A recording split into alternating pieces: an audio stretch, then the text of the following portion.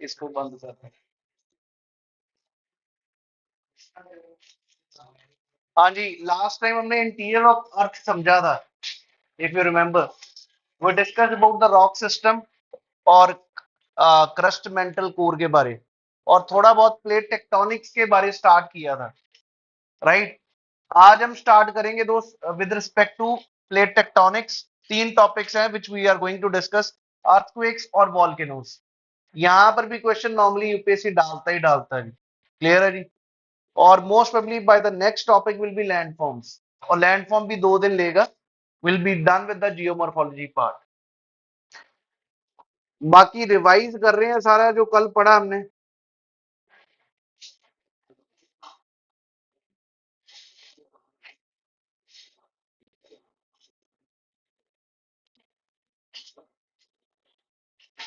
चलिए फिर स्टार्ट करते हैं जी।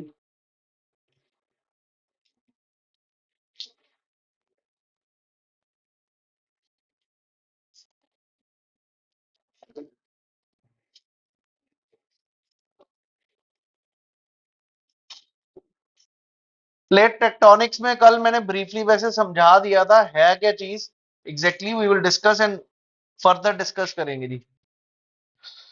ये दिया किसने कॉन्सेप्ट, ये भी पूछ सकता है, राइट। इट वाज पहली बार ये वर्ड किसी ने यूज की थी, that was Tuzo Wilson. Later on this whole plate tectonics theory was given by W J Morgan. Understood.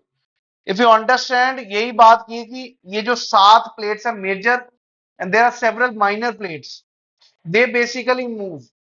Tectonics means movement and plates means the plates. इनकी movement से कुछ ना कुछ लैंडफॉर्म्स बन रहे हैं। इसके थ्रू हमें समझ आ जाता है कहां पर वॉल्केनोज आ रहे हैं, कहां पर अर्थक्वेक्स आ रहे हैं, कहां पर कैसे मिनरल्स मिलेंगे। This theory helps us to understand that. Understood. So here you need to understand, ये जो थ्योरी है किसी ना किसी टाइम पे पहली जो थ्योरी थी, कॉन्टिनेंटल ड्रिफ्ट थ्योरी, सी फ्लोर स्प्रेडिंग थ्योरी, या हैरी हेस की जो सी फ्लोर स्प्रेडिंग और आर्थर होम्स की थ्योरी, उन सभी को मिला के ये थ्योरी बनाई गई है plate tectonics. There are basically 2 types of movements in the plates. One is endogenetic और एक होती है एक्सो। एंडो मीन जमीन के अंदर, और एक्सो का मतलब जमीन के ऊपर बाहर को। That is what we call it as exogenetic movement. Understood. और हम एंडोजेनेटिक मूवमेंट्स डिस्कस करेंगे अर्थक्वेक्स वॉल्केनोस को। I hope everybody is clear and there how you need to understand कि क्रस्ट कैसे बनता, मेंटल, ये सारी चीजें। यही जो हमने पहले डिस्कस किया 2 थ्योरीज का, आर्थर होम्स की कन्वेक्शनल करंट थ्योरी और हैरी एस की सी फ्लोर स्प्रेडिंग थ्योरी, और फिर तीसरा अपना एल्फ्रेड वेगनर की कॉन्टिनेंटल ड्रिफ्ट थ्योरी। इन्हीं को आगे फर्दर पोस्टुलेट किया इसमें प्लेट टेक्टोनिक्स में। What he said was this theory said is basically जो अर्थ का टॉप लेयर है which we call it as crust, it is divided into plates. इस क्रस्ट को कहते हैं हम लिथोस्फेयर। और ये जो लिथोस्फेयर है ये किसके ऊपर तैर रहा है, एस्थेनोस्फेयर के ऊपर, जो कि मोल्टन मैग्मा। एक पेपर में ये भी पूछा लिथोस्फेयर में होता क्या, crust plus upper mantle, and the lower mantle is basically asthenosphere, जिसके ऊपर ये प्लेट्स तैर रही हैं। Am I clear to you. अगर मैं इन प्लेट्स की बात करूं तो there are major plates, there are minor plates. I hope everybody understand this point also. You can have a seat on the second last. Clear है जी ये? तो ये चीज याद रखिएगा जी। और इसी प्लेट की मूवमेंट से we understand about the earthquakes, volcanoes, even mountain building. हम समझेंगे हिमालयस, अगर आपको याद हो, plate tectonics have been helpful to understand how the Himalayas are rising even today. How the Himalayas came into origin is also again due to plate tectonics. Everyone clear? So these things we will understand through this. Even word हम trench समझेंगे। दुनिया के बहुत सारे trenches, trench समझते हैं, जैसे Mariana trench, अंदर समुद्र में सुरंग है बहुत गहरी, तो वो कहां से, वो भी plate tectonics theory has been able to explain. Let's understand this theory now. पहले तो दो 7 मेजर प्लेट्स, कई बारी पेपर में क्वेश्चन पूछा हुआ, तो ये आपको 7 मेजर प्लेट्स के नाम पक्के याद होने चाहिए, जिनमें से 6 कॉन्टिनेंट्स के नाम है और एक पैसिफिक प्लेट है, ओशनिक प्लेट। लेट्स सी दोस। और हो सके तो माइनर प्लेट्स पे थोड़ा बहुत फोकस करें। 99% क्वेश्चंस अगर आप प्रीवियस ईयर पेपर चेक करो, 2024 में भी आर्क वॉल्केनो एक टॉपिक आया था, जो कहीं भी एनसीईआरटी या किसी भी बुक में आर्क वॉल्केनो नहीं कहा, पर था वो रिंग ऑफ फायर पर ही। जो तुम्हारा क्वेश्चन आया था पेपर में, वो भी बेसिकली रिंग ऑफ फायर के पार्ट ही है ये। समझे? अभी समझेंगे रिंग ऑफ फायर क्या, सरकम पैसिफिक बेल्ट। ये जो पैसिफिक ओशियन है, सभी को दिख रहा ना, अमेरिका के इस तरफ पैसिफिक ओशियन है, या जापान के इस तरफ भी पैसिफिक ओशियन है, तो ये सारा एक ना एरिया राउंड सा बना हुआ, which we call it as ring of fire. I will show you, मैंने आज शायद मैप इसमें डाला हुआ, which will make you understand how exactly it is. This is ring of fire. ज्यादातर क्वेश्चन इस पे आए हुए हैं। क्लियर है? Will understand this thing, but मैं अभी समझाने, ये आपको यूरोप, जो यूरोप का इस तरफ है जापान, ये फिलीपींस, ये नीचे ऑस्ट्रेलिया का eastern coast, even New Zealand is a part of ring of fire. And then this part, ये नॉर्थ अमेरिका का कौन सा, Rockies, this part is Andes, so whole of this area is basically ring of fire. अभी समझेंगे है क्या चीज, कैसे है, बट ये वर्ड आपको दिमाग में याद रहे। इसी पर क्वेश्चन पूछता, अगर उसने प्लेट टेक्टोनिक से क्वेश्चन उठाना, mostly he will pick up the question from this part. Am I clear to you? अब जरा समय तेरी वापस आते हैं, what we need to understand. और तभी ये जो माइनर प्लेट्स हैं ये पता होनी चाहिए, क्योंकि आप कभी भी अर्थक्वेक आ रहा अर्जेंटीना में बार बार आता है, तो बार बार उस न्यूज़पेपर में आता, Nazca plate was merging with South American plate. Clear है? That is how the earthquakes come, we will understand. तो 7 मेजर प्लेट्स के नाम आपको याद होने चाहिए, वो ये सारे हैं। You need not to worry about कैसे शिफ्ट हो रही है, हाफ कॉन्टेंट क्या वेलोसिटी है, ये अपने काम की नहीं है। You just need to remember the 7 names. कई बार पूछो इनमें से कौन सी मेजर प्लेट नहीं है, 4 ऑप्शंस दी हुई, कौन सी है, ये क्वेश्चन आया सीएपएफ सीडीएस में एंड इवन एनडीए में। तो 7 मेजर प्लेट्स अगर आप चेक भी करो, एंटार्क्टिक कॉन्टिनेंट भी है, North America, South America, then you see Africa, and then it is this Eurasia, and the add-on is Pacific plate। तो टोटल 7 मेजर प्लेट्स हैं, ये याद रखनी है। क्लियर है जी? ये अगर मैं बात करूं minor plates, just see on map, Bismarck basically Germany की तरफ होगा, क्योंकि अगर आपने वर्ल्ड हिस्ट्री कभी सुनी है तो Bismarck was there, unification of Germany was done by Bismarck. And then Caribbean plate, Carolina plate, Cocos plate, Juan de Fuca, just know the names. Is everyone clear? एक पार्ट हमारा खत्म हुआ, plates होती हैं ये हमने समझा था। प्लेट मेजर हो सकती हैं, प्लेट माइनर हो सकती हैं, प्लेट ओशनिक हो सकती है, प्लेट कॉन्टिनेंटल हो सकती है। नॉर्मली हर प्लेट में ऐसा नहीं कि 100% ओशनिक हो, कुछ पार्ट कॉन्टिनेंट का भी हो सकता है, बट द मेजर पार्ट जो होल्ड कर रहा है उस बेसिस पे उसका नाम है। अगर मेजर पार्ट ओशियन है तो we will call it as oceanic plate, if major part is a continent we will call it as continental plate. Am I clear to you? और कहीं भी अगर आपने मैप भी देखा वहां पर, तो ऐसा तो है नहीं कि सिर्फ कॉन्टिनेंट कॉन्टिनेंट, बाउंड्री यहां तक जा रही है। क्लियर है जी? बाउंड्री हर एक, कोई भी ऐसा नहीं कि उसके बिल्कुल जहां पर बाउंड्री खत्म हो रही है कॉन्टिनेंट की, वहां पे ऐसा है ही। These are basically major plates. Everyone clear about this thing? Let's understand now about the movement. There are 3 types of movement in the plates. Either it can be convergent or it can be divergent, or third possibility is if the movement is parallel. जब converge कर रही हैं दो plates आपस में, तो naturally surface area तो अर्थ का कम होना ही होना है। Are you getting it? When the two plates are converging towards each other, the surface area of earth will decrease. So that's why we call it as destructive boundary. हमेशा convergent boundary को क्या कहेंगे जी? Destructive. क्योंकि ये जनता भूल जाती है और मिस कर जाएगी कि डिस्ट्रक्टिव कौन सी है, कंस्ट्रक्टिव कौन सी। वैसे आप पेपर में उल्टा लिख के आओगे। डाइवर्जेंट में क्या होता है, जब जमीन बाहर को खुल रही है तो जमीन का एरिया बढ़ रहा है, so it's a constructive boundary. Divergent plate boundary will be a constructive one. Third one is the parallel movement of the two plates, which we call it as transform faults or conservative boundary. ये नाम आपने याद रखने हैं जी. ये तीन possibilities अभी इनको देखेंगे. ये आपको दिख रहा है, ये डाइवर्जेंस हो रहा है जब दो प्लेट्स बाहर को निकल रही हैं. नीचे हाई प्रेशर लावा है, it will start Ojing out, जिस कारण एक प्रॉपर माउंटेन चेन बनी हुई जिसको हम रिज कहते हैं. अगर पानी में बनी हो mountain chain, we use the word ridge. Mid Atlantic ridge Himalaya से भी बड़ी रिज है. इस पर भी सीएपीएफ में क्वेश्चन आया हुआ है, प्रॉपर अभी दिखाऊंगा मैप में. तो it is spreading, motion is spreading, it is constructive because new surface area will be constructed. And third, ridges will be form. Volcanic activity बिल्कुल होगी, जमीन खुल रही है तो वॉल्केनिक होगी एक्टिविटी. दूसरी तरफ कन्वर्जेंट बाउंड्रीज, अगर दो प्लेट्स आपस में कन्वर्ज हो रही हैं तो there will be three conditions है. अगर तो कॉन्टिनेंट कॉन्टिनेंट है तो पहाड़ बनेंगे. अगर एक कॉन्टिनेंट है तो ओशनिक का हेवियर कौन सी है, oceanic, it will go downwards. तो what will happen is subduction, trenches will be form. That is how Pacific Ocean के आसपास सारी ट्रेंचेस ही हमने देखी थी, क्योंकि वो हैवी है, इधर कॉन्टिनेंट है, वो नीचे को जाएगी, ट्रेंचेस फॉर्म होंगे. जब नीचे जमीन जा रही है, ये जो है, तो नीचे जाके गर्मी है, it will eruption also will take place. So volcanic eruptions also take place due to this convergent boundary. Am I clear to you?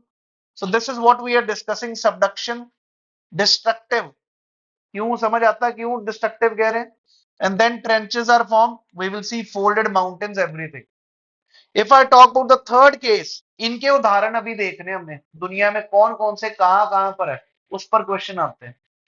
Third case है जब प्लेट्स ना तो कन्वर्ज कर रही है ना डाइवर्ज कर रही है, they are moving parallel to each other, which we call it as transform faults. Famous example है टर्की में Anatolia fault.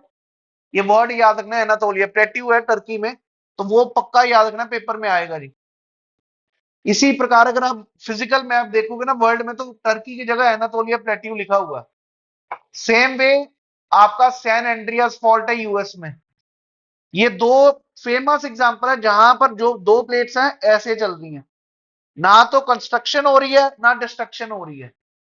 What is happening is only earthquakes will take place, no volcanoes. Everyone clear? ये तो अभी briefly अब detail में समझते हैं. पहला डाइवर्जेंट बाउंड्री. डाइवर्जेंट बाउंड्री जब दो प्लेट्स बाहर को जा रही हैं, move away from each other, naturally lava will spew up. Lava जमीन से निकलना शुरू होगा, फिशर बनेगा बहुत बड़ा क्रैक, जमीन खुल रही है तो नीचे से लावा निकलेगा, वो चीज हो रही है. यहां पर ऐसा कि अर्थक्वेक्स भी आएंगे जी. और जब दो बाहर को जाती है, हमने वर्ड यूज किया था faulting, and rift valley will be form. Agree? वही चीज यहां पर लिखी है जी. अब इसके उदाहरण, सबसे फेमस एग्जांपल और बहुत important example is this mid Atlantic ridge.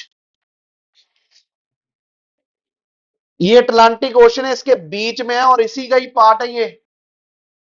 Rather यहां पर बहुत सारे वॉल्केनिक आइलैंड्स है. Azores island is a volcano. Then you will see Ascension, all of these are volcanoes. क्योंकि ये दो प्लेट्स बाहर को खुल रही हैं और माउंटेन चेन बनी हुई है ये नीचे. This is what we call it as mid Atlantic ridge. इसी का ही पार्ट है आइसलैंड, ये जो ऊपर को है. Iceland is very volcanic in nature. आए दिन एक्टिव वॉल्केनोस निकलते रहते हैं वहां पर, कभी भी अगर आप सुनोगे न्यूज में या कुछ भी. और दूसरा, Iceland is land of geysers, हमने बात की, जमीन से नीचे पानी गर्म आ रहा है. अगर पेपर में क्वेश्चन आ जाए, is Himalaya volcanic in nature? Yes, it is volcanic in nature. बस एक्सक्लूसिव वॉल्केनोस नहीं है, जमीन के अंदर लावा है वहां पर. तभी आपके वो जो स्प्रिंग्स हैं, Manikaran, Vashisht, Tattapani, all of these are basically geysers only. नीचे जमीन के अंदर एक्टिविटी है, उसके कारण हो रहा है. Is everyone clear? ऐसा ही बहुत फेमस गीजर है यूएस में, ओल्ड फेथफुल गीजर, व्योमिंग में वहां पर, येलोस्टोन नेशनल पार्क है वहां पर है ये, वो हर 66 मिनट के बाद अपने आप ही पानी बाहर को छोड़ता है। So that is how it is very famous, old faithful geyser. ये सभी को क्लियर हो गया जी, मिड अटलांटिक रिज, ये समझ आया क्या है, ये पूरी माउंटेन चेन है अंदर, that is what it is given, mid oceanic ridge. Even Africa में ग्रेट अफ्रीकन रिफ्ट वैली है, जब ये दो बाउंड्रीज बाहर को हो रही है, एक प्रॉपर रिफ्ट वैली बनी हुई है, that is what you need to remember. Examples आपको पता होने चाहिए, eastern African rift valley, then there is a Baikal rift valley, west African rift, ये सिर्फ नाम आपको याद रखने हैं। दो सबसे इंपॉर्टेंट, मिड अटलांटिक रीजन और दूसरा वो। आज शाम को I will be discussing geomorphology question in the evening, so you will come to know. कल मैंने ऑप्टिक्स के सारे क्वेश्चन डिस्कस किए थे, they were wonderful question from NDA paper in the end, I will discuss all those with you people. कल test भी है अपना, क्लियर हो गया। डाइवर्जेंट बाउंड्री में, डाइवर्जेंट बाउंड्री में सिर्फ एक ही केस होगा, इधर कॉन्टिनेंट इधर ओशनिक है, चाहे कॉन्टिनेंट कॉन्टिनेंट है, चाहे दोनों ओशनिक है, बाहर को जा रहा है तो कुछ फर्क नहीं पड़ता। पर जब दो प्लेट्स कन्वर्ज कर रही हैं, then it can have a difference. If the two plates are same, continent continent दोनों टक्कर मारेंगी तो दोस्त ऐसे होगा। इस प्रकार ही हिमालयस बने हैं, नीचे इंडो ऑस्ट्रल प्लेट है, ऊपर यूरेशियन प्लेट है, जब ये दोनों आपस में बनी तो फोल्डेड माउंटेन्स बने। Agree?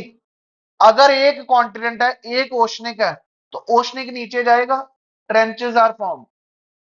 If both are oceanic oceanic तो ये वॉल्केनिक आइलैंड्स बनेंगे, islands will be form. Am I clear to you? That is how this theory has been able to explain all these landforms, how they are being form. यहां पर दो colliding plates will be converging, तो उससे rugged mountain बनेगा, कुछ time पे trench भी बन सकता है, वही जो हम बात कर रहे हैं, वो क्या केस है वो। लेकिन हाँ, यहां पर भी वॉल्केनोस भी होंगे उस प्लेट पे, और अर्थक्वेक्स भी होंगे। Now we will see these examples, convergent boundary के एग्जांपल्स भी। Is everyone clear? नेक्स्ट अभी देखते हैं कन्वर्जन के तीन केसेस। ये रिंग ऑफ फायर तो सभी को समझ आ गया, इस पे कुछ भी क्वेश्चन बनाता है। सीएपीएफ में तो 3 बार ही पूछा एग्जांपल किसका ये, और ऑप्शन लिखी थी divergent, that's not, it's a convergent boundary. याद आ रहा है? अब कन्वर्जन की जगह कल को लिख सकता है it is a destructive boundary. Is it true और फॉल्स? ट्रू। क्लियर है जी? उसको चेंज करना है, इतना है इसी को। ये सारा आपको ट्रेंचेस दिख रहे हैं, यहां पर वॉल्केनोज ही वॉल्केनोज है। ये जो जितने बनाए, mount Mayon, all of these are famous volcanoes. Indonesia is also part of it, then this one New Zealand is also part of it, remember this. अब अगर बात करें, ओशनिक कॉन्टिनेंटल कन्वर्जेंस हो सकता है, ओशनिक ओशनिक हो सकता है, और कॉन्टिनेंट कॉन्टिनेंट हो सकता है। ये भी क्लियर हुआ जी?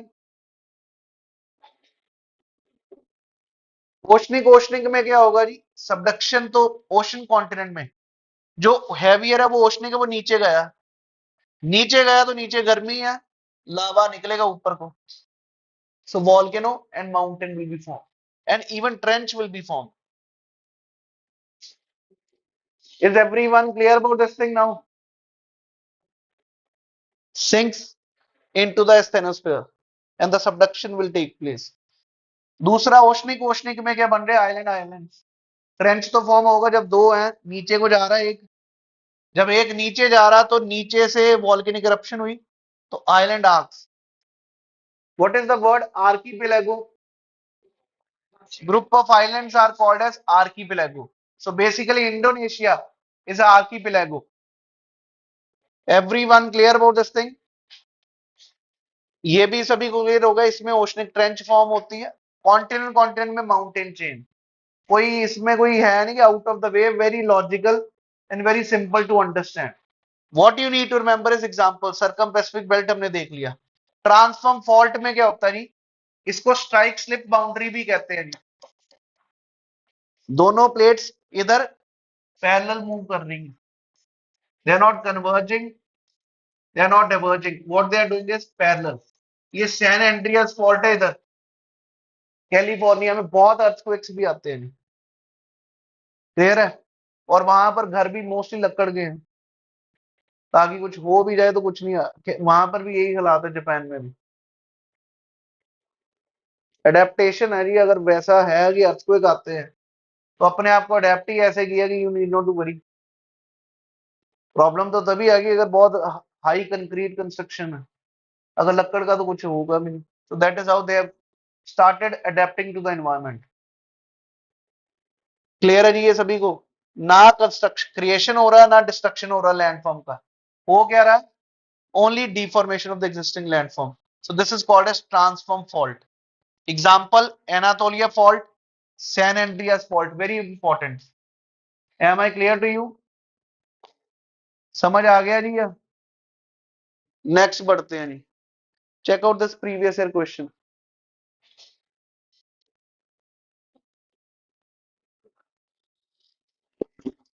शांति करते हैं, रोक दी फिर। मैं सोचा कितना टाइम लगेगा। हाँ ठीक है, रिकॉर्डिंग ऑन है ना? हाँ रिकॉर्डिंग कर दो बस, कोई नहीं। हाँ जी, ये क्वेश्चन डी होगा जी। डाइवर्जेंट, जहां पे दो प्लेट्स बाहर को निकल रही हैं, सबडक्शन थोड़ा हो सकती है।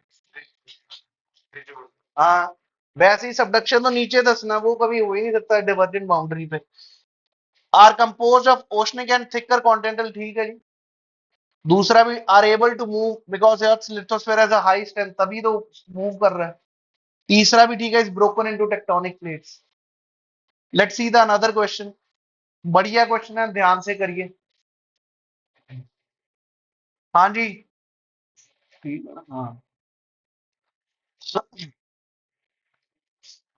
Which of the following explains the earthquakes of eastern margin of Asia?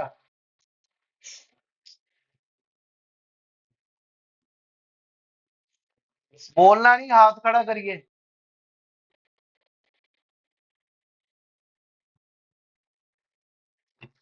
आप जोर से, अल्फा ही होगा। अगर आपको पता हो ईस्टर्न पार्ट ऑफ एशिया ही तो था, पैसिफिक के इधर, जापान ये सब। तो वो क्यों है? क्योंकि पैसिफिक प्लेट सबडक्ट कर रही है अंडर एशियाटिक प्लेट। क्लियर है जी ये? अभी आगे मैप भी आएगा। ये तो एशिया ही था, और ये प्लेट है Pacific plate, it is subducting below.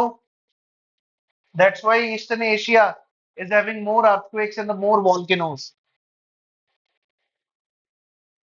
समझ आ गया नहीं है? नेक्स्ट चेक करते हैं अर्थक्वेक्स के बारे। इसमें टर्मिनोलॉजीज है अर्थक्वेक्स की जो पूछता है, या अर्थक्वेक का कारण वो तो हमने समझ लिया प्लेट टेक्टोनिक्स के हिसाब से। जहां जहां पे प्लेट बाउंड्री है वो सबसे ज्यादा अर्थक्वेक प्रोन होता है। जहां तो कन्वर्जेंट बाउंड्री, या डाइवर्जेंट बाउंड्री, या तीसरा ट्रांसफॉर्म फॉल्ट। जब भी कभी भी अर्थक्वेक आएगा they will tell you what was the cause. Turkey में अर्थक्वेक आए रहते हैं, आपने सुना हो, अगर न्यूज में आता रहता है। यहाँ हिमालयस में भी आप सुनोगे, नेपाल में या इंडिया में earthquake has come. On what basis? Because of the plate boundary. Clear है? वही चीज हमें समझ नहीं। अब जरा अर्थक्वेक होता क्या? It's a tremor, shaking of earth. इसमें दो पार्ट्स है, एक तो ये समझना अपने को, हाइपोसेंटर क्या होता है, एपी सेंटर क्या होता है, Richter scale, Mercalli scale, and कहां कहां पे दुनिया में सबसे ज्यादा आते हैं, कम कहां पे आते हैं, ये चीज। And then we need to understand seismic waves, P waves and S waves.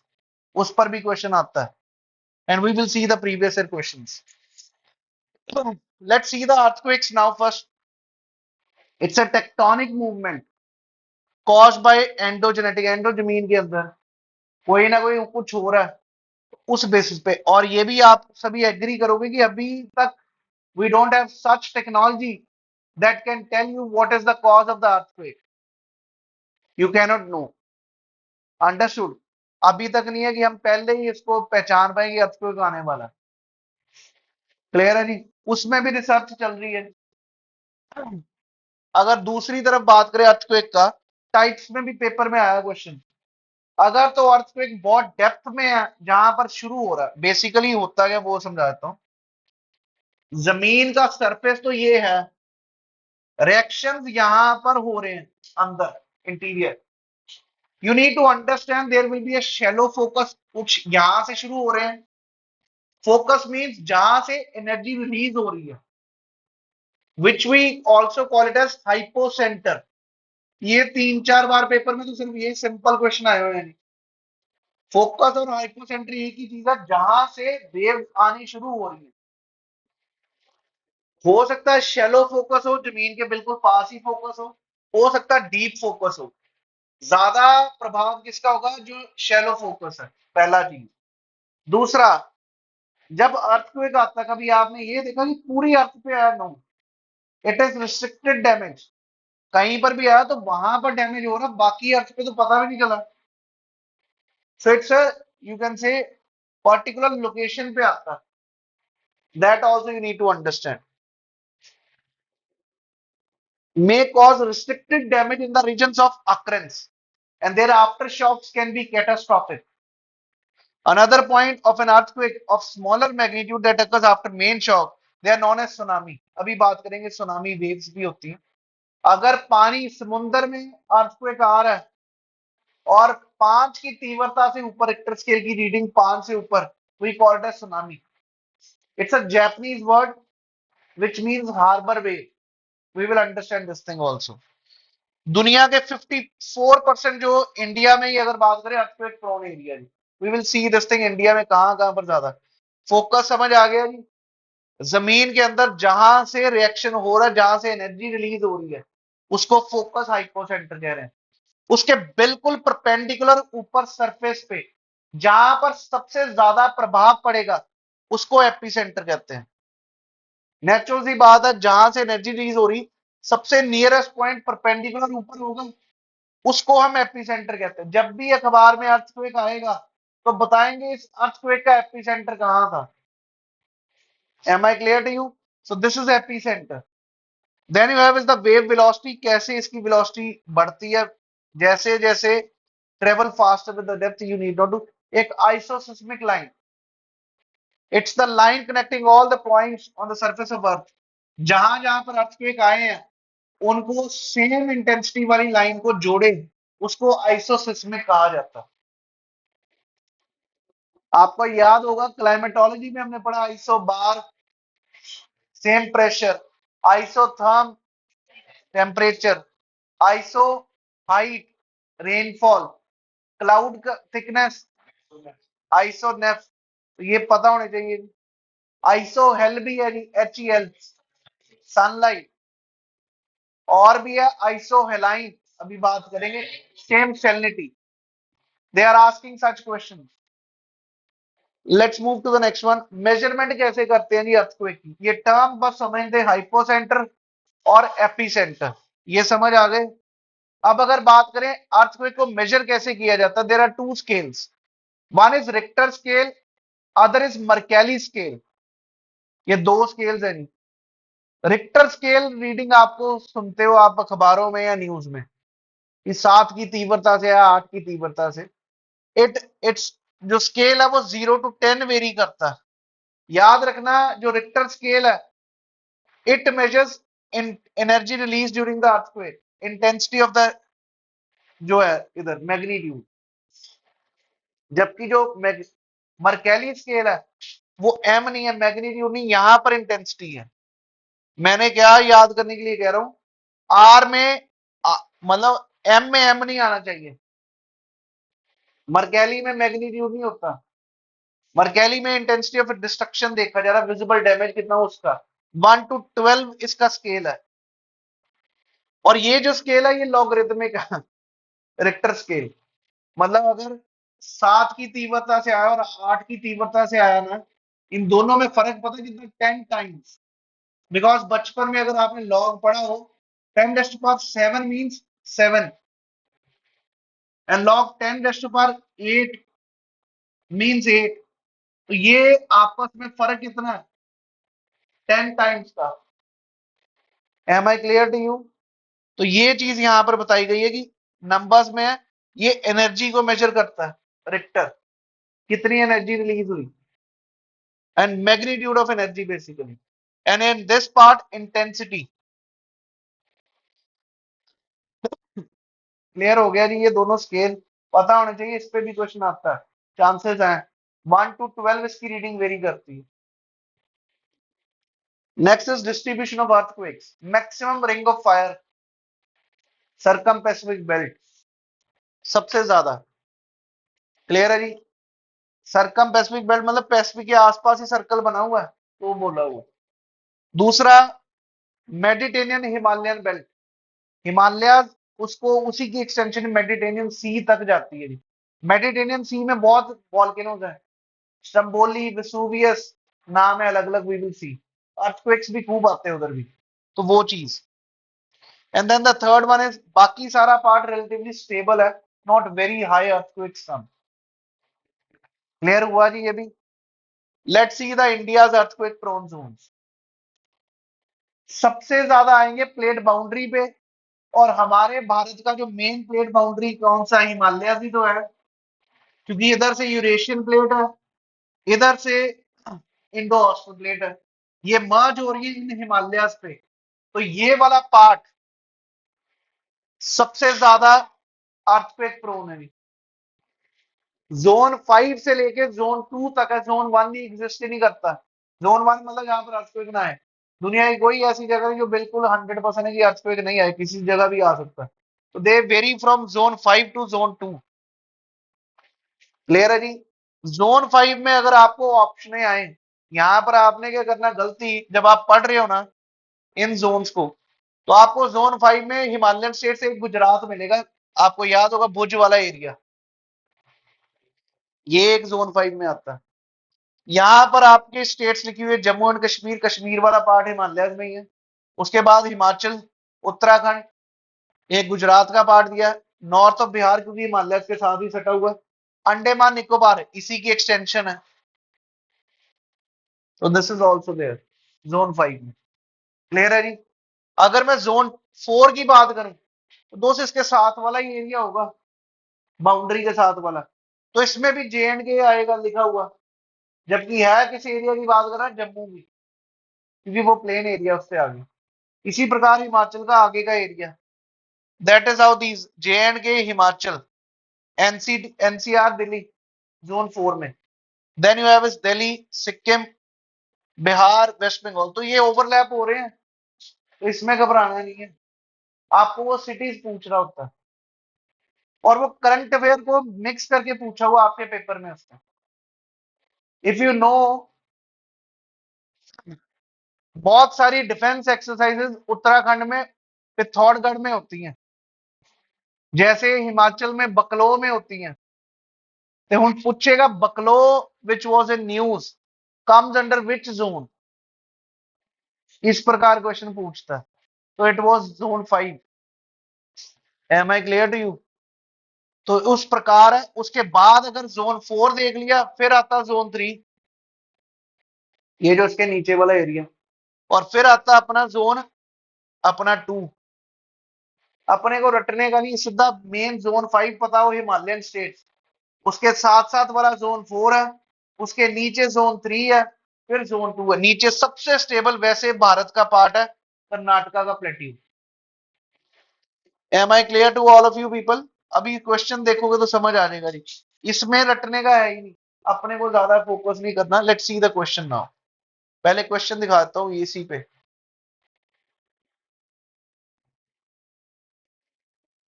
ये था question. Don't speak out the answer, just try this question.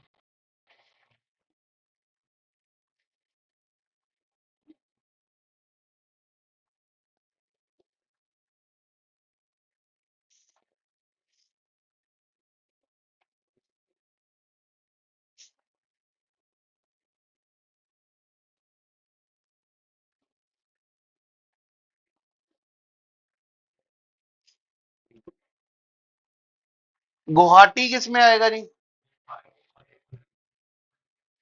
अब मेरे को सबसे इजी कौन सा, इसमें आप कंफ्यूज हो सकते हो, चेन्नई साउथ में, ठीक, तो वैसे तो आंसर यहीं से मिल गया, बी का 1 और डी का 4। बाकी आप देख ही लीजिए, कोलकाता जोन 3, ठीक, एंड दिल्ली। डन है जी। कभी भी वो ऐसे, उसको भी पता है यार क्वेश्चन में स्टेट्स डालूंगा कंफ्लिक्ट ही होगा, कभी नहीं पूछेगा। he will put up a city and then he'll ask me which zone does it comes under। समझ आ गया जी, ये पहले अपना अर्थक्वेक्स वाला चक्कर, रिक्टर स्केल, ये सभी क्लियर है चीजें। अब अगला देखना जी, seismic waves, study of earthquakes is seismology. तो अर्थक्वेक वेव्स को हम कहते हैं सिस्मिक वेव्स। क्लियर है, अर्थक्वेक वेव्स को ही we will call it as seismic waves. Seismic waves दो प्रकार की होती हैं जी, one is body waves, other is surface waves. मतलब जो अर्थ के अंदर जब रिलीज हो रही है, कहां से, हाइपोसेंटर फोकस से, राइट, जो अर्थ के अंदर है उनको बॉडी वेव्स कहते हैं। ये दो टाइप्स की होगी, primary P waves, secondary S waves. और जो जमीन पर सरफेस पे पहुंच जाए, these are surface waves. The most destructive one are surface waves. यही पेपर में क्वेश्चन एसएससी या सीडीएस या किसी भी पेपर में यही पूछा हुआ है, मोस्ट डिस्ट्रक्टिव वेव्स कौन सी होगी, सरफेस वेव्स। अभी इन पे डिस्कस करना अपने। प्राइमरी हमने वर्ड पहले इग्नियस रॉक भी पढ़ा था, primary rocks the first to form, in the same way the one first to reach to the seismograph are the primary waves. Clear है। और जो प्राइमरी वेव्स है, ये सॉलिड लिक्विड गैस तीनों में से ट्रेवल कर सकती हैं। अभी दिखाऊंगा ये सारा write up. If I talk about the secondary waves, they can only travel through solid. पहला पॉइंट डिफरेंस समझ आ गया जी।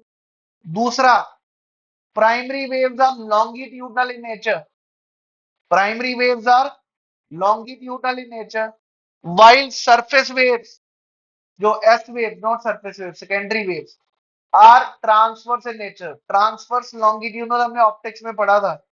लाइट जो है वो ट्रांसवर्स है, means the particle oscillates perpendicular to the direction of propagation। ऐसे ऑसिलेट कर रहा है और जा किधर है, इधर, तो वो परपेंडिकुलर ऑसिलेशन को मैं क्या कहूंगा, ट्रांसवर्स। और अगर मैं पैरेलल ऑसिलेशन को कहूं तो वो क्या होगा जी, लॉन्गिट्यूडनल। ये भी पॉइंट क्लियर है जी। अब जरा समझ लेते हैं इसको। इसको पहले पेज को चेक करिए, जो जो चीजें हमने बात की समझ आ रहा है।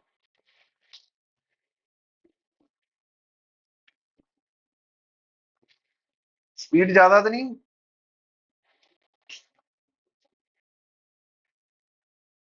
कल का टेस्ट अपना याद है ना सभी को, याद पढ़ के आइएगा। और ऑप्टिक्स पॉसिबल है साथ में रिवाइज करके आना, कि ऑप्टिक्स अगले हफ्ते रखूं, अगले हफ्ते रख लेते हैं। Tomorrow we will be having a science class, sound electromagnetic waves, वो दोनों टॉपिक खत्म करेंगे। और ऑप्टिक्स का डिस्पर्शन बड़ा, स्कैटरिंग बड़ा। किसी को समझने में प्रॉब्लम आ रही है कि रिवाइज नहीं हो रहा है, ये कोई पढ़ने में प्रॉब्लम आ रही है कोई, ये सब कुछ ही हो ही जा रहा है।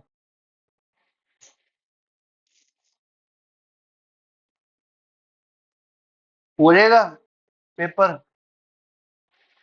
ठीक है, बढ़िया। हाँ जी, ये क्लियर है जी सभी को। अभी मैंने इसमें कुछ अभी समझाया नहीं, पी वेव्स और एस वेव्स, बॉडी वेव्स होती जो अंदर है, सरफेस वेव जो सरफेस पे है। क्लियर है जी। अब पहले पी वेव्स के बारे में डिस्कस किया हुआ है, जिसको हम प्राइमरी वेव्स कहते हैं, first one to arrive. Second thing, they are similar to sound waves. Clear है, they can travel through solid liquid gas. Sound waves longitudinal होती हैं, they oscillate parallel to the propagation. Done. इसका shadow zone, इसका P waves का, वो भी देखेंगे, 105 से 145 समझेंगे क्या चीज है। पर ये पॉइंट्स तो क्लियर हो गए। अभी आप कह रहे हो हाँ, पर कल ही मैं पूछूंगा तो आपने मिक्स कर देना, भूल जाना पी में गया तो एस में गया। अब बता रहा हूं तरीका क्या याद किया। S for secondary, S for solid, तो भूलेगा नहीं। Secondary waves only pass through solid, primary waves can travel through three, ये भी समझ आ गया। पर यहां पर कुछ मैं वैसे एस के साथ साउंड बना लेता, और साउंड एक लॉन्गिट्यूडनल, पर यहां पर ये पुट्ठा है। नहीं तो और आसान कर देता है, लॉन्गिट्यूडनल एक ट्रांसवर्स, क्वेश्चन इसी पे आए हुए हैं।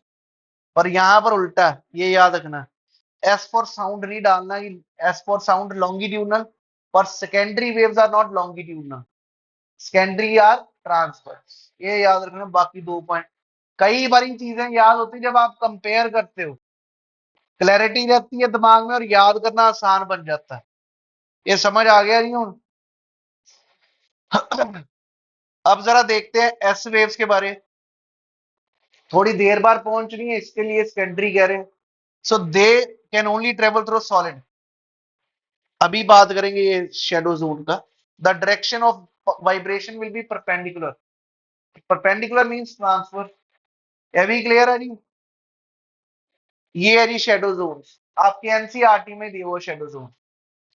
आपको पता है प्राइम जो एस वेव्स है वो सिर्फ सॉलिड से ट्रेवल करती हैं, याद है ना? आपको ये भी पता कि outer core is in liquid state, तो इसमें तो घुसेंगी नहीं। जब इधर से आ रही हैं तो ये सारी यहां तक ही पहुंच पाई हैं कि नहीं, क्योंकि इसके अंदर कोई वेव नहीं घुसी। तो इसका शेडो जोन का मतलब, वर्ड का मीनिंग क्या होता है? जहां पर ना पहुंचे उसको शेडो जोन कहूंगा मैं, जहां पर ये वेव्स नहीं पहुंच पा रही। तो एस वेव का शेडो जोन कितना है? 105 से लेके 105 तक। क्लियर? दूसरी तरफ अगर मैं पी वेव्स की बात करूं, दे can travel through solid liquid gas, but if you understand एक मीडियम से दूसरे मीडियम जाए तो रिफ्रैक्शन होगा, वो हुआ जिस कारण ये शेडो जोन बना। 105 से 145, 105 से 145, खत्म कहानी। क्लियर है सभी को? P wave S wave.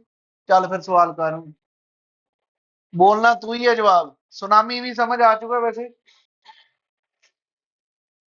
Harbour wave कहते हैं, जैपनीज टर्म है। जहां पर भी टी पहले हो एस बाद में हो, बहुत जगह पे आएगा। सुबारू ले वो ट्रेंच भी है, बात करेंगे। जहां पर ये वर्ड हो तो वो जैपनीज है। जैसे मैंने आपको पहले भी बताया, जे को एच प्रोनाउंस करते हैं मैक्सिकन लैंग्वेज में, ये भी इनके भी भाषा में ये पक्का। ये क्लियर हो गया जी? 5 की तीव्रता से ऊपर हो अगर पानी में, समुद्र में अर्थक्वेक आए, उसका प्रभाव क्या पड़ता है? वो वेव बनती है, उसको हम सुनामी कह रहे हैं। और बहुत तेजी से आएगी, डिस्ट्रक्शन बहुत बड़े स्केल पे करती है सुनामी। ये पहला क्वेश्चन है जी, हाथ खड़ा करना है जिसको आता है। हाँ भी बैदवान, गुआंढी है तू मेरा। कल ਨੂੰ तू फौज च भर्ती हो गया, मेनू पक्का होया ना भी कंटीन की अश्योरिटी हैगी है कि नहीं? ते की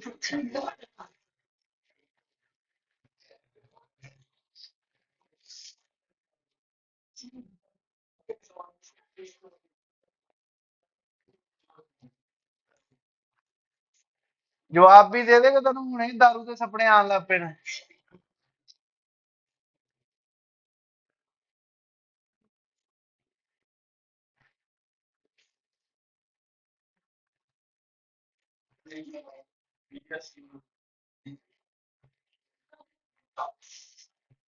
हाँ जी ma'am, what's your answer? Primary waves, P waves of earthquakes. Not correct पूछा हुआ है। अब अगर ना भी आता हो, हाँ उल्लू का पट्टा कहना बी और सी में से, वो तो पक्का ही होगा। क्यों? पक्का बी और सी में से ही होगा, कारण ये दोनों एक दूसरे के ऑपोजिट स्टेटमेंट है। इसने कहा कौन सी करेक्ट नहीं है। अगर ये करेक्ट है तो फिर ये नॉट करेक्ट है, अगर ये नॉट करेक्ट है तो ये करेक्ट है। समझ आ रही? आंसर तो इन दोनों में से है। और मैंने अभी आपको बताया P wave can only travel through, can travel through solid liquid gas. याद आया? मैंने तो पूरी स्टोरी अपनी तरफ से बताने की कोशिश की थी। और पी वेव्स का कौन सा, लॉन्गिट्यूडनल है कि ट्रांसवर्स है? रुकते जाओ तुम बीच में। हाँ, कौन सी? एब्सोल्युटली। तो सॉलिड लिक्विड गैस तीनों से ट्रेवल करती है। अब आंसर बता फिर। हाँ, एब्सोल्युटली ठीक है। S for secondary, S for solid, मैंने यही बताया था। Secondary waves can only travel through solid. पर ये प्राइमरी के बारे में पूछ रहा है, तो वो गलत है।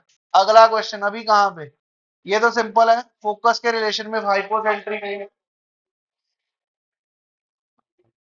ये ध्यान से करिएगा, आराम से सोच के। प्लेट टेक्टोनिक्स और अर्थक्वेक्स दोनों मिला आगे।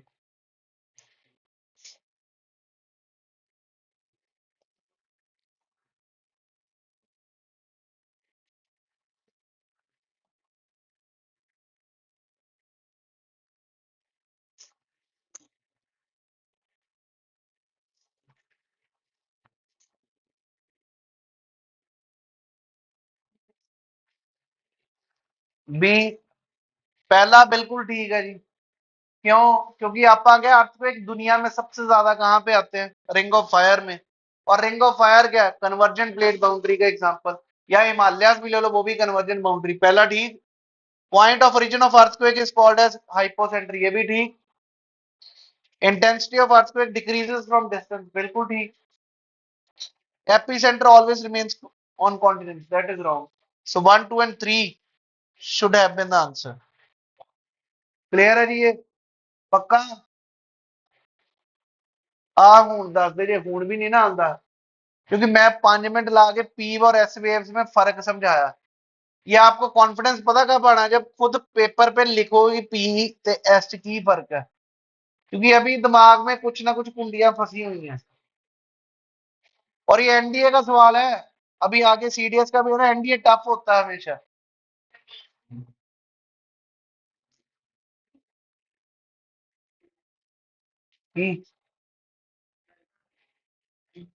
डी कह रहे हैं जी। P waves of maximum shadow zone हमने देखा ही, अभी एस का ज्यादा है। पी का तो कितना 105 से, वो भी याद रख लो। क्लियर हो गया जी अभी? पहला बिल्कुल ठीक है, फास्ट है तभी तो पहले पहुंचती हैं। पी वेव्स मैंने कहा सॉलिड लिक्विड गैस तीनों से ट्रेवल करती। मैंने जो अभी कहा था वो आप कंफ्यूज हुए, दो से पूछा। ये दो से पूछा, अगर 10 से पूछा 10 में से 9 कंफ्यूज होते हैं। पर मैंने तरीका भी बताया दोस्त। एस, एस फॉर सॉलिड, बस इतना याद रखो, यही लिखा। पी है तो तीनों से ट्रेवल कर रहा है। चौथा, seismograph 145 from epicentre can record the arrival of P waves. Is everyone clear about this thing now? Let's see the another question. ऐसे क्वेश्चन भी आए। पॉइंट ऑफ ओरिजिन इज, अगला टॉपिक है जी volcanoes. I will briefly discuss about it, then we will see. इसमें भी land forms भी आते हैं। वॉल्केनो होता क्या है जी?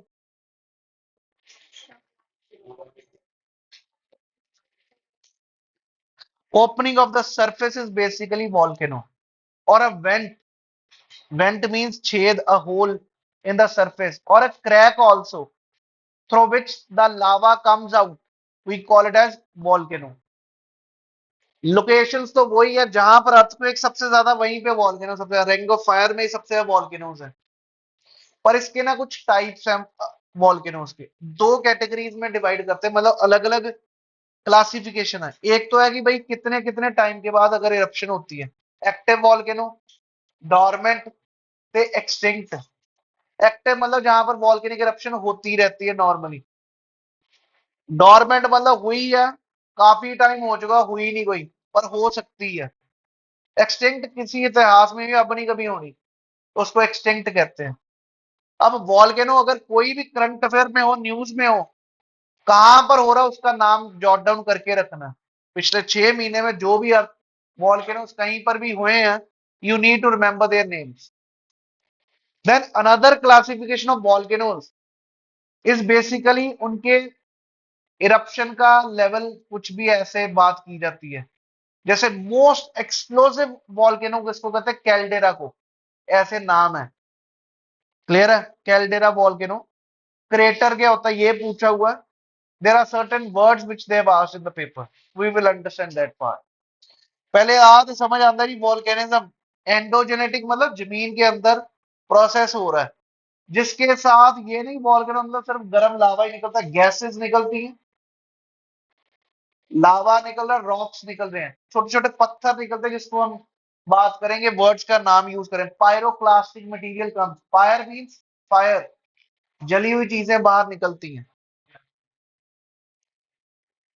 गैसेस काफी निकलती हैं। Next one, mostly global warming gas भी इसके कारण कहते हैं, वॉल्केनोस के कारण भी ग्लोबल वार्मिंग हो रही है। Is everyone clear? ये वर्ड्स हमने समझ नहीं, एनडीए में पूछे, सिविल सर्विसेज में भी पढ़ते हैं। जमीन के अंदर ये जो लावा है कहीं पे जम जाए तो कुछ ना कुछ आकार बनते हैं, उनके नाम है, बेथोलिथ, लोपोलिथ, लेकोलिथ, सिल, डाई, ये नाम पूछे हुए पेपरों में, तो वो समझेंगे भी, और वो भी सिर्फ डायग्राम समय ना वो याद हो जाएंगे। अदरवाइज वॉल्केनो जब एक्सट्रूसिव जो होगा, बाहर को जो निकलते हैं, मैग्मा और लावा में तो फर्क याद है ना, मैग्मा जमीन के अंदर वही लावा, जब बाहर आ गया उसको लावा कह रहे हैं, यही लिखा हुआ। अगला वॉल्केनो वॉल्केनिक इरप्शन, इसके बारे डिफरेंस आपने पढ़ना है। मैग्मा फॉर्म कैसे हो रहा है, जमीन के अंदर रिएक्शंस हो रहे हैं, बहुत सारा अंदर रिएक्शंस हो रहे हैं, and those reactions are causing high temperature, तो जो भी चीजें अंदर मेल्ट होती जा रही है, हाई प्रेशर भी क्रिएट कर रही है, which makes the magma goes out. Clear? Because of high temperature and pressure deep below the surface. Is everyone clear? इसमें भी कुछ नहीं है जो पूछने वाला अभी। What role does plate tectonics play, हमें पता चल जाता है कहां कहां पर इरप्शंस हो रही हैं, वॉल्केनोज हैं, बिकॉज कन्वर्जेंट बाउंड्री पे भी होते हैं, डाइवर्जेंट पे भी होते हैं, लेकिन कंजर्वेटिव बाउंड्री पे नहीं होते। थर्ड पार्ट जो हमने पढ़ा था, ट्रांसफॉर्म फॉल्ट पे there is no volcanic eruption, याद रखिएगा। वही यहां पर दिया, सबडक्शन जोन में भी जब नीचे सबडक्ट कर रहा है तो वो निकाल रहा है वॉल्केनो। डाइवर्जेंट बाउंड्रीज पे भी वॉल्केनिक इरप्शन होता है, मिड अटलांटिक रिज पे खूब इरप्शंस हैं। एक वर्ड हॉटस्पॉट भी याद रखना क्या होता है, जब बाउंड्रीज पे इरप्शन ना हो, हमने तो देखा ना प्लेट बाउंड्रीज पे, प्लेट के सेंटर से कहीं से भी इरप्शन हो रही है लेकिन बाउंड्री पे नहीं हो रही, उसको हम कहते हैं हॉटस्पॉट, याद रखिए। Is everyone clear? और इसका एग्जांपल है जी हवाई आइलैंड। हवाई सुना हुआ है? कहां पर है, कौन सी कंट्री का पार्ट है? यूएसए का। पैसिफिक ओशन में ही आता है, यहाँ पर हवाई आइलैंड्स, यहाँ पर फेमस वॉल्केनो है मोना लोआ, मोना किया, यहीं पर। उसकी एक और कैटेगरी इसको कहते हैं शील्ड वॉल्केनो, लावा निकलता जाता सरफेस पे जमता जाएगा, मुझे लावा दिए थिक हुए तो फिर तो ऐसे पहाड़ बनेगा, अगर लावा पानी की तरह निकलता जा रहा है तो वो स्प्रेड करेगा शीट पर, तो उसको शीट वॉल्केनो कह देंगे। समझ आई बात जी? बिल्कुल, Deccan trap was such thing. Is everyone clear? Types of volcano, effusive और एक्सप्लोसिव। फ्यूजिव मतलब जिसमें एक्सप्लोड ना हो। एक्सप्लोसिव वॉल्केनो कब होंगे, अगर जो लावा, एक चीज समझिए, ये जो लावा निकलना है और ये वेंट है, यहां से निकल रहा है, लावा इज वेरी थिक, रादर इसमें दो कैटेगरीज जीसी लावा में लिखी हुई है, एसिडिक लावा और बेसिक लावा। एसिडिक लावा कौन सा होता है, जिसमें सिलिका ज्यादा हो, तो वो लावा थिक होगा, विस्कस होगा। जब लावा थिक होगा बहुत स्लो मूव करेगा, पीछे से प्रेशर बढ़ता जाएगा बढ़ता जाएगा, और वो वहीं पे रुक गया, जम गया, तो पीछे से प्रेशर बढ़ता जाएगा, एक्सप्लोड होगा, सो दैट इज एक्सप्लोसिव। अगर लावा बिल्कुल ही फ्लूइड इन नेचर है, उसमें सिलिका कम होता है, उसको बेसिक लावा कहते हैं। इसको भी कैसे याद किया होगा मैंने, अगर आपको देखा हो कभी घर बनता हुआ, सीमेंट में पानी डालो सीमेंट बिल्कुल फ्लूइड बन जाता है, और जितना ही रेता पाओ तो थिक हो जाता, तो सिलिका होता है रेता ही होता है। अगर लावा में रेता है तो वो एसिडिक लावा है, वो विस्कस है, वो मूव नहीं कर पाएगा। अगर लावा बेसिक है तो उसमें सिलिका कम है, तो it will be fluid in nature. Am I clear to you? That is how you can remember acidic lava and basic lava. और यहां पर क्या बताया, एक्सप्लोसिव कब है, जब ये जो थिक है बहुत ज्यादा magma and sticky, harder for gases to, मतलब ट्रैप हुआ, ब्लॉक हुआ है, कुकर की सीटी बंद है तो भाई एक्सप्लोड ही होना है, प्रेशर बनता जा रहा है, वो चीज है यहाँ पे। तो it will release high amount of ash, pyroclastic material, debris भी, खूब पत्थर पुत्थर गिरेंगे। ये एग्जांपल है यहाँ पर प्लीनियन वॉल्केनो, इतिहास में बहुत पहले कभी निकला है। और दूसरा माउंट विसुवियस, ये नीचे अपना, मैंने अभी नाम पहले भी लिया, मेडिटेरेनियन सी में, mount Vesuvius which is an example of Plinian volcano, मतलब बहुत ज्यादा एक्सप्लोड हुआ था ये। Is everyone clear? ऐसे इफ्यूजिव जिसमें विस्कोसिटी बहुत कम है, लावा बहुत लिक्विड इन नेचर है, तो कोई एक्सप्लोजन होगी। हवाई आइलैंड में निकलता ही रहता है लावा, हवाई eruption इज दैट पार्ट। दूसरा क्योला लिया यही हवाई आइलैंड में, Stromboli is an example of this, mount Stromboli Mediterranean sea में है, इसको कहा जाता है lighthouse of Mediterranean sea, AFCAT या किसी भी पेपर में आ सकता है, एसएससी टाइप या कोई भी, lighthouse of Mediterranean sea, mount Stromboli, कहां पर, मेडिटेरेनियन सी में। हमने दो नाम पढ़े अभी, वेसुवियस और स्टम्बोली। वेसुवियस कौन सा, एक्सप्लोसिव टाइप, और ये वाला एफ्लुएंट, क्लियर है जी ये। नेक्स्ट बात करते हैं वॉल्केनिक मटेरियल में निकलता क्या क्या, लावा निकल रहा है, लिक्विड इन नेचर, ये नाम है। पायरोक्लास्टिक मटेरियल मतलब जो बहुत ज्यादा आग से जला हुआ, फायर वर्ड अपने रूट वर्ड है, मींस फायर, ग्रीक वर्ड है जिसका मतलब फायर होता है। लैपिली, छोटे छोटे पत्थर, ये चीजें देखोगे, जस्ट नेम याद रखने हैं आपने, कुछ नहीं, और ashes will be there, all these things will come, bombs and blocks, छोटे छोटे पत्थरों को कह रहे हैं बॉम्ब्स एंड ब्लॉक्स।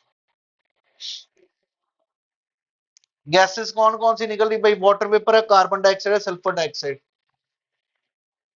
अब शेप कैसी बनती है जी, शील्ड का मतलब सरफेस के ऊपर शील्ड बन गई पूरी, this is shield volcano, clear है।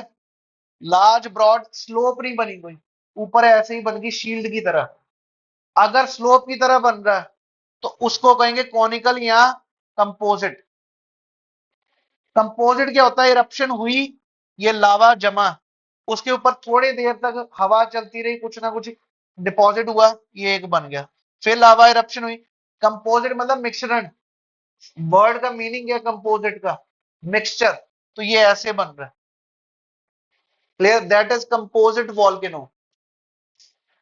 इसको स्ट्रेटो वॉल्केनो भी कहते हैं क्योंकि स्ट्रेटा बना हुआ layers, that is what we call it as, they are often explosive. Mount Fuji, Mount Vesuvius is an example of composite volcano.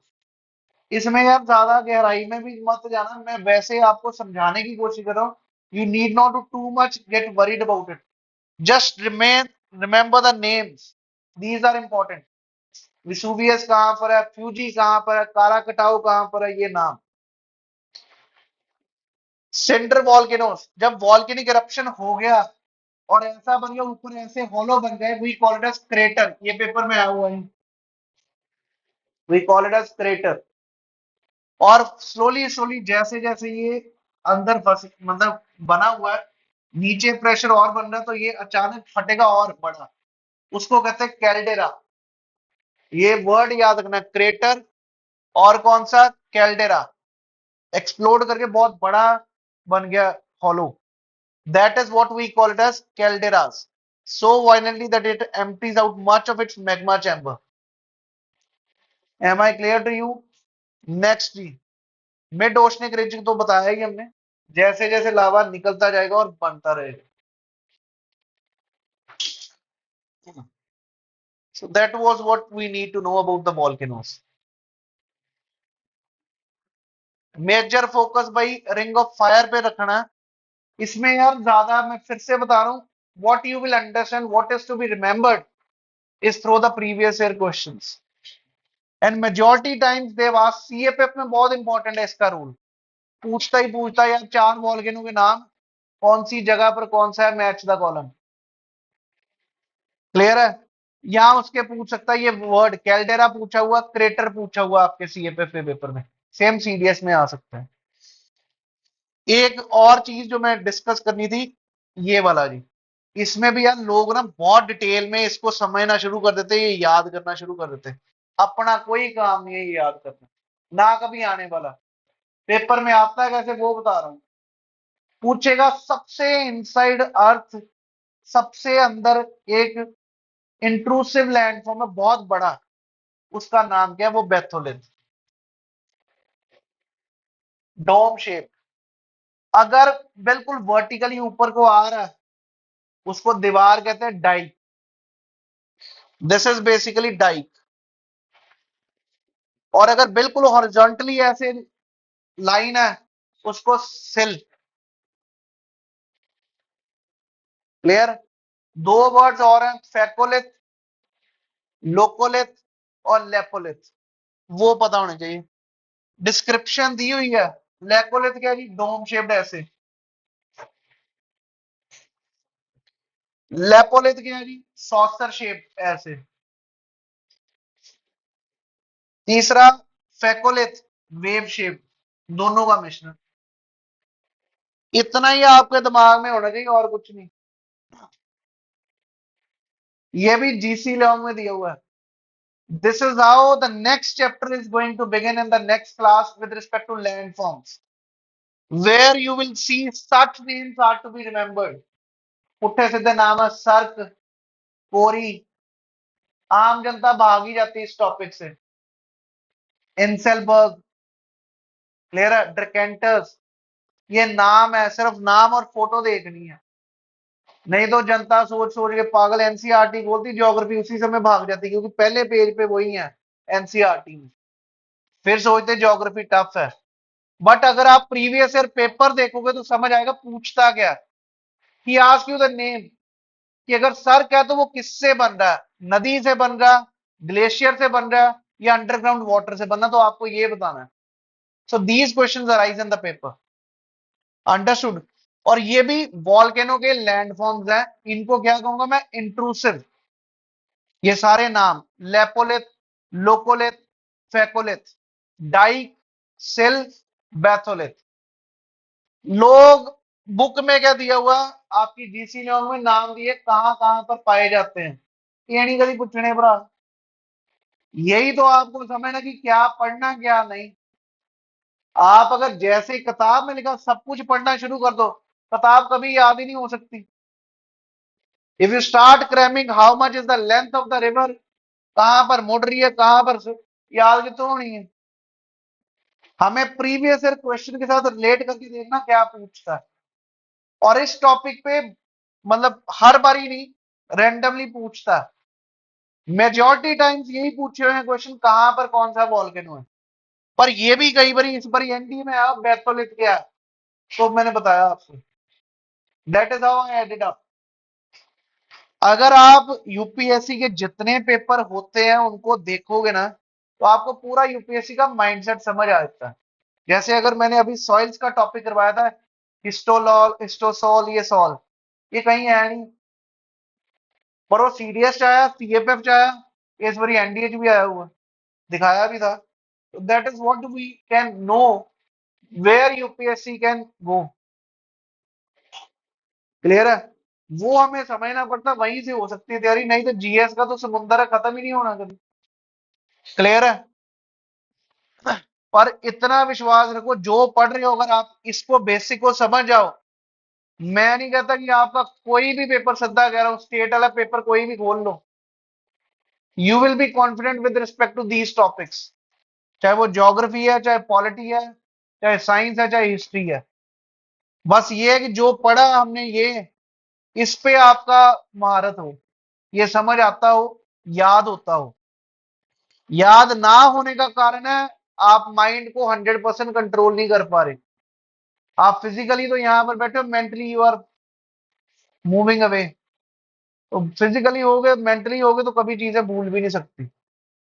Clear है जी? ये हो जाएगा याद टुमारो। तो कल तो सैटरडे, मंडे को होगा लैंडफॉर्म्स का टॉपिक।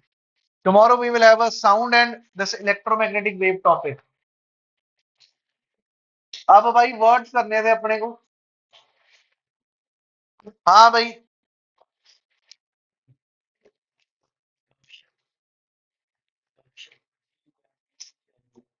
हाँ, कहां से पढ़ा था? गम्पशन। प्लमेटिंग क्या होता है जी? गिरना। ड्विंडलिंग भी हमने पढ़ा था, दोनों। Dwindling and plummeting. Next word, sycophancy क्या होता है जी? बिल्कुल, साइकोफेंसी।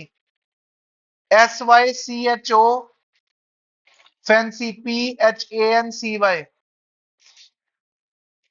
साइकोफेंसी। प्रोडिजी क्या होता है?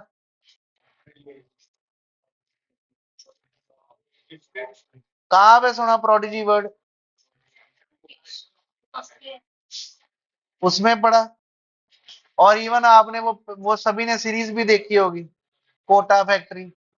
पर हम वर्ड सुनते हैं, पर हम वर्ड पे फोकस नहीं करते, क्या हो सकता है मीनिंग। बात तक के ना चली जाओ, पता चलेगा prodigy. Prodigy means super brain, या एक तरह का जो दिमाग बढ़िया, जैसे तेरा। नेक्स्ट, प्रूडेंट क्या होता है? वाइज, समझदार। प्रूडेंट। चेक कर। अगला, रुक जा, अभी पहले मेरे को तो निकालने दे। प्रूडेंट हो गया। नेक्स्ट,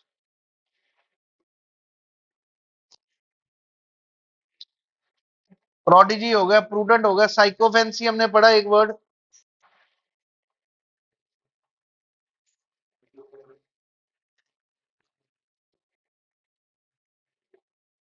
हाँ जी, अब बता यार कौन सा कह रहा? VAUNTING। Vaulting, VAULT। वॉल्ट क्या होता है?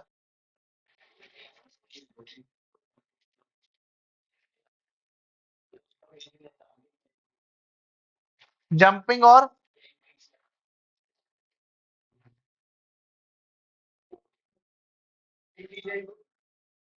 क्विड प्रो को तो पता ना सभी को। क्विड प्रो को, ये भाई पेपर में आया 2024 में। सुप्रीम कोर्ट कई बार यूज करता है क्विड प्रो को। क्या? जैसे लिया वैसे दूंगा। आदान प्रदान करना, क्विड प्रो को। QUID PRO, जैसे स्टेटस को सुना हुआ ना? क्या होता है स्टेटस को? जैसा है वैसे ही रहे। स्टेटस को चल रहा है अभी, जैसे हालात है वैसे के वैसे ही है। वहां पे स्टेटस को वर्ड यूज किया जाता है। QUO।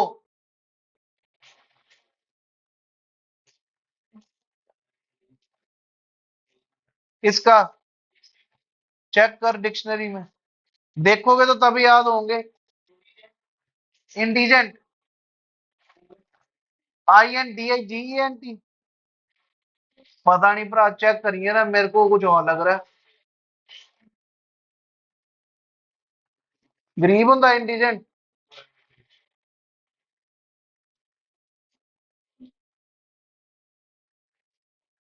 और कोई वर्ड जो आप वैसे कहीं ना कहीं एक चीज चेक करिए, which you have heard in any TV series. Game of thrones कितनों ने देखा? वो जो निकाया देखा है बंदा, जे कहे ने बोलना सीखना, उससे सीखना भाई। उसकी speech, if you understand the words he speaks, you understand the English.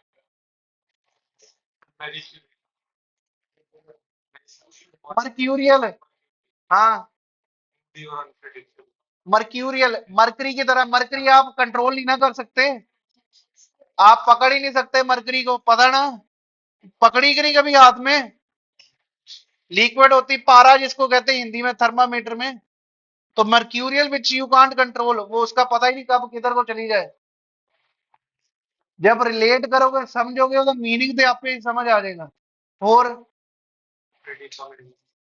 Good. Predicament, PREDICAMENT।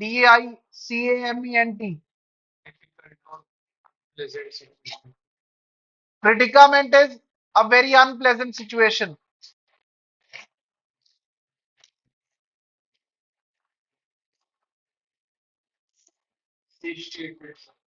बहुत माशी एसेशिएटेड, SATIATED, भूखा पहुंचा, मतलब वीक हुआ हुआ, डिके हुआ हुआ, टूटा हुआ सारा कुछ, वो कह रहे हो? अच्छा वर्ड बताओ, सेशिएटेड पहले बताइए। SATIATED क्या लिखा हुआ? चेक करें, नहीं नहीं, कंसंट्रेटेड तो सेशिएटेड, SATIATED की लिखा? सेशिएटेड क्या जी मीनिंग? कंप्लीटली सेटिस्फाइड, सेटिस्फाइड से वर्ड है satiated, SATIATED। Next one, pertinent relevant होता है, आर रेलेवेंट हुआ मैटर से। एब्सिनेंस, एब्सिनेंस एब्सिनेट होना, इग्नोरेंट, अवॉइडेंस करना। Who is present everywhere, omni present और यूबिक्विटस तो सेम है, पता ना? Omni present, ubiquitous.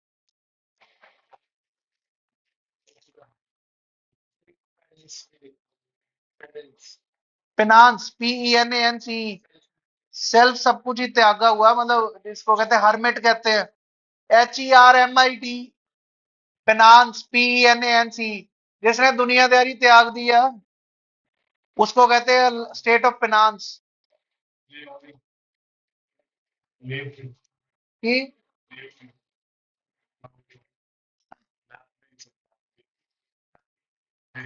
हाँ, अलाउड,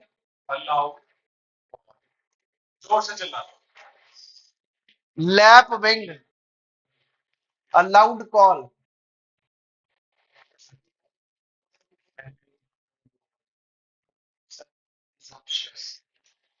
प्रिजम्पशंस लेके चलना,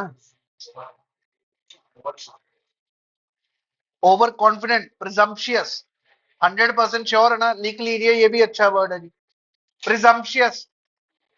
वैसे होता है प्रिजम्पशंस लेके चलना, आप एज्यूम खुद ही कर रखे हो ये चीजें, तो वहां से प्रिजम्पशियस, बस कितने हुए ना।